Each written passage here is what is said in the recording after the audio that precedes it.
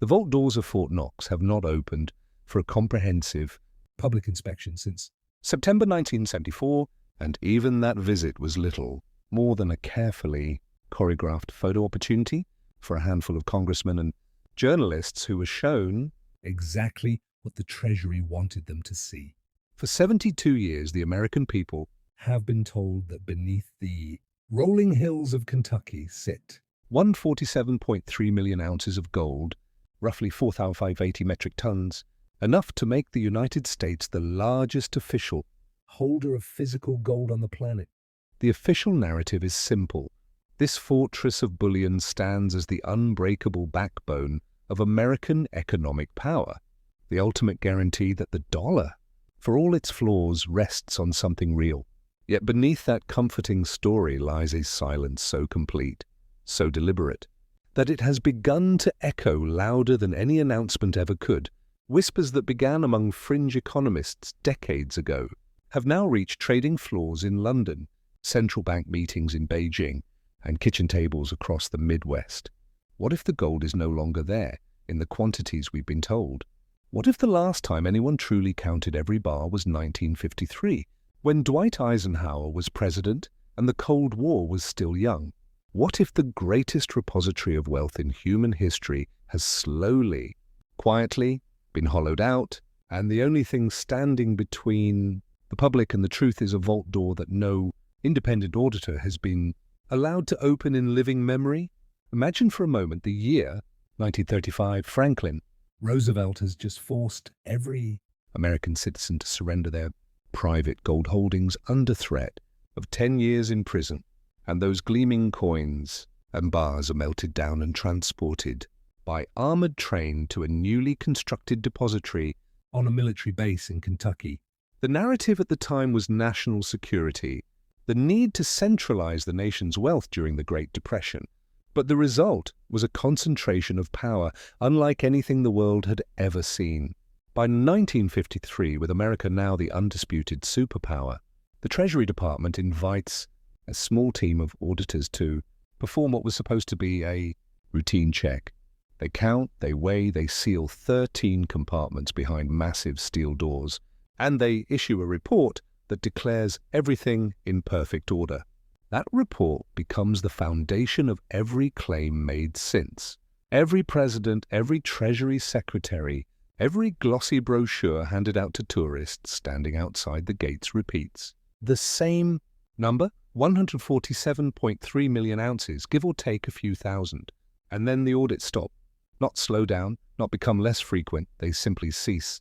The official explanation is that continuous partial audits are conducted by Treasury staff and the Mint Police, but no outsider has been allowed to verify the total since Elvis Presley was cutting his first records. The doors close, the cameras are turned off, and the silence begins. Fast forward to the 21st century, and the questions that once lived only in newsletters and late-night radio shows are now being asked by senators on live television.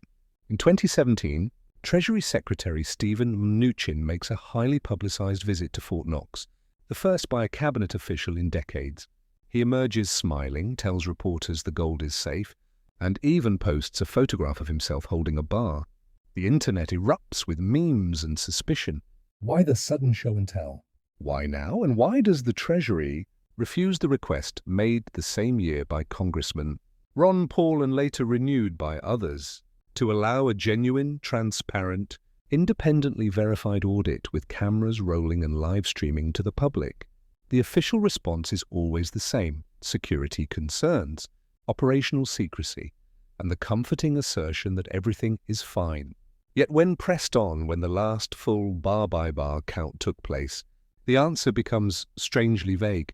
Partial audits, continuing inventories, internal checks, words that sound reassuring until you realize they are carefully chosen to avoid saying the one thing people want to hear. Yes, we have opened every compartment, weighed every bar, and matched every serial number to the ledger within the last 70 years. That statement has never been made, not once. The suspicion might have remained a curiosity if the world had not changed so dramatically in the years that followed. By 2025, the United States federal debt has soared past $36 trillion, an amount so large that the interest payments alone now rival the entire defense budget. Central banks from Warsaw to Singapore are buying gold at the fastest pace since the collapse of the Bretton Woods system, adding more than 1,000 tons a year to their vaults while quietly reducing their holdings of U.S. Treasury bonds. Poland announces plans to increase its gold reserves to 20% of total reserves, then 30%. Turkey repatriates every ounce it had stored in New York. Germany, after years of pressure, finally brings home the last of its gold from the Federal Reserve Bank of New York, only to discover that many of the bars delivered back are not the original bars it sent decades earlier. A revelation that sends shockwaves through European financial circles. And through all of this, the United States maintains an almost eerie silence about its own holdings. No repatriation announcements. No triumphant videos of gold bars being loaded onto trains heading home, because for America, home is Fort Knox, and Fort Knox remains closed. But the real crack in the official story appears in the most unlikely of places. The Treasury's own published data. Buried deep in quarterly reports is a line item labeled Gold Reserves Valued at Statutory Price. The United States, uniquely among major nations, still carries its gold on the books at the ancient price of $42.22 per ounce, a number set by law in 1973 and never updated. At that price, the entire Fort Knox hoard is worth just over $6 billion, less than the cost of 2 new aircraft carriers. In a world where the market price of gold now exceeds $4,200 an ounce, the official balance sheet treats the nation's most famous asset as if it were little more than a historical relic. Critics point out that if the Treasury were ever forced to mark its gold to market, the sudden appearance of more than $600 billion in unrecognized assets would dramatically alter every debt-to-GDP calculation overnight. More importantly, it would raise the uncomfortable question of why such an obvious accounting adjustment has been resisted for half a century. And then there are the missing bars. In 1992, the General Accounting Office quietly reveals that between 1974 and 1991, the Treasury transferred more than 2 million ounces of gold from Fort Knox to other facilities, mostly to the Denver Mint and West Point, without any public announcement. The transfers were perfectly legal, but the lack of transparency fuels decades of speculation. Were those bars used to settle secret obligations? Were they leased to bullion banks during periods of market stress? A practice known to have occurred in London and confirmed by former Federal Reserve officials. Or were they simply moved for logistical reasons while the public was kept in the dark? Whatever the truth, the net result is that by the late 1990s, the Treasury itself admits that only about half of America's gold is still stored at Fort Knox, with the rest scattered across federal facilities from New York to Colorado. Yet the legend of Fort Knox as the impregnable heart of American wealth remains untouched, repeated in school textbooks and Hollywood movies, even as the physical reality becomes more complicated. Perhaps the most unsettling moment comes in 2021 when the Treasury Department inadvertently publishes, then quickly deletes, a spreadsheet that appears to show discrepancies in serial numbers between the official gold ledger and the bars actually photographed during Mnuchin's visit. Internet sleuths preserve screenshots, and the story spreads like wildfire across forums and social media. The Treasury calls it a clerical error, but the damage is done. For the first time, mainstream financial commentators begin asking the question out loud, is it possible that some of the gold has been sold, leased, or otherwise encumbered without congressional approval or public knowledge?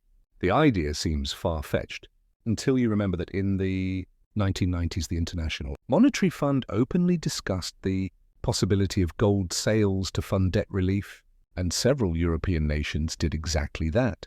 The United States always insisted its gold was off limits, but insistence is not proof, and proof requires opening the vault. As the global monetary order strains under the weight of unprecedented debt, endless money printing, and the rise of alternative reserve assets, the silence surrounding Fort Knox begins to feel less like prudent security and more like a calculated omission. When Russia and China accumulate gold at record pace while simultaneously building parallel payment systems that bypass the dollar, when Saudi Arabia begins accepting yuan for oil and India pays for Russian energy in rupees, the strategic value of physical gold skyrockets.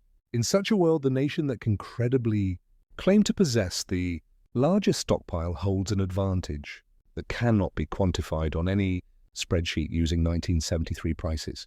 But credibility requires transparency, and transparency is the one thing Fort Knox has never offered in the modern era. The longer the doors remain closed, the more the world fills the vacuum with its own conclusions. And those conclusions are not kind to the official narrative. History has a way of punishing nations that hide the truth about their foundations.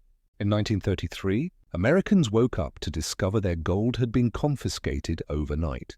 In 1971, they learned that the dollar was no longer backed by anything tangible. In 2008, they watched as the financial system was propped up with trillions of freshly printed dollars while gold soared to new heights.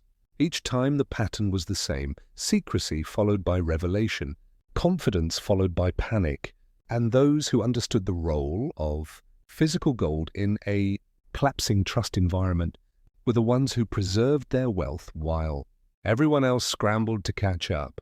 Today, in late 2025, the price of gold breaches new records almost weekly, and the question is no longer whether something fundamental is changing, but how violent that change will be when it finally arrives. And at the center of that question sits a low, nondescript building surrounded by minefields and machine gun nests in central Kentucky, a building that has not been fully open to independent scrutiny since before most of its guards were born. The American people are being asked to trust a system that has not trusted them with the truth in 3 generations. They are told that their currency remains the world's reserve even as foreign central banks vote with their vaults and move away from dollar assets at the fastest pace in history. They are assured that Fort Knox stands ready as the ultimate backstop, even as no outsider has been allowed to verify what exactly it is backing. And they watch as the same government that cannot account for trillions in Pentagon spending and cannot balance its own budget asks them to take the gold reserves on faith alone. Faith is a powerful thing, but history shows it has limits. When those limits are reached, the adjustment is rarely gentle. So the vault doors remain closed, the silence grows heavier, and the world moves on, making plans that no longer assume American gold reserves are either as large or as unencumbered as the official story claims.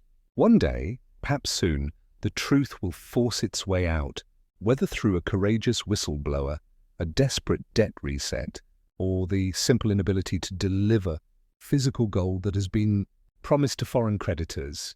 When that day comes, the revelation will not be about a few missing bars or accounting discrepancies. It will be about the moment a nation discovers that the foundation of its economic power was built on a promise that could no longer be kept. Fort Knox was never just a vault.